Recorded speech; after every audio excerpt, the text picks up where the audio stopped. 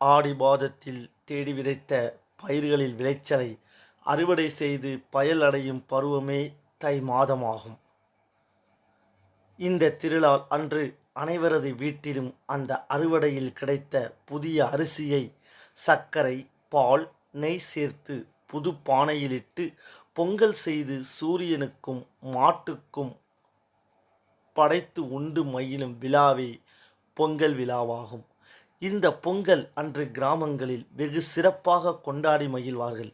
சரி, இந்த வீடியோவில் பொங்கலை பற்றி சில வரிகள் பார்ப்பதற்கு முன்னாடி மறந்துடாமல் நம்ம வீடியோவை லைக் பண்ணுங்கள், சப்ஸ்கிரைப் பண்ணுங்கள்.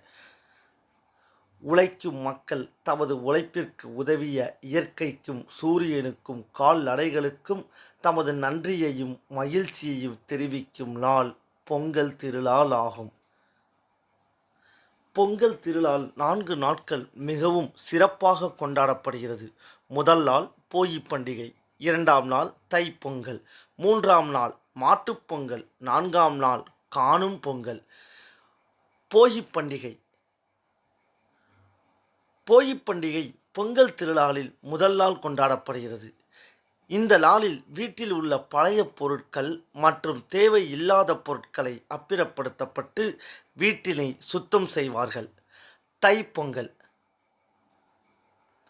2ஆம் நாளான தைப்பொங்கல் அன்று புது பானையில் பொங்கல் செய்து அதனை முதலில் கதிரவனுக்கு படைப்பார்கள். பின் குடும்பத்தினர் அனைவரும் உண்டு மகிழ்வார்கள். மாட்டுப்பொங்கல்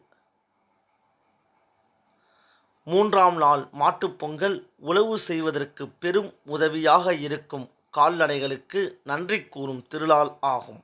அன்றைய நாளில் மாடுகளை கட்டும் தொழுத்தை சுத்தம் செய்து கால்நடைகளை குளிப்பாட்டி அலங்காரம் செய்து அந்த தொழுவத்திலேயே பொங்கல் செய்து கொண்டாடுவார்கள். காணும் பொங்கல் 4ஆம் நாள் காணும் பொங்கல். இந்த பண்டிகை அன்று உற்றார் உறவினர் நண்பர்களை காணுதல் மற்றும் பெரியவர்களில் ஆசி பெறுதல் போன்ற நிகழ்வுகள் நடைபெறும்.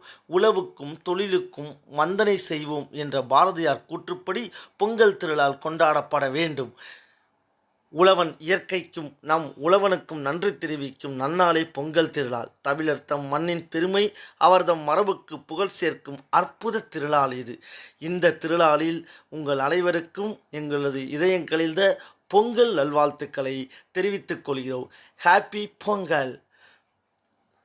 இந்த வீடியோ பிடிச்சிருந்துச்சுன்னா மறந்துடாமல் நம்ம சேனலை சப்ஸ்கிரைப் பண்ணுங்கள், லைக் பண்ணுங்கள், ஷேர் பண்ணுங்கள். நன்றி, வணக்கம்.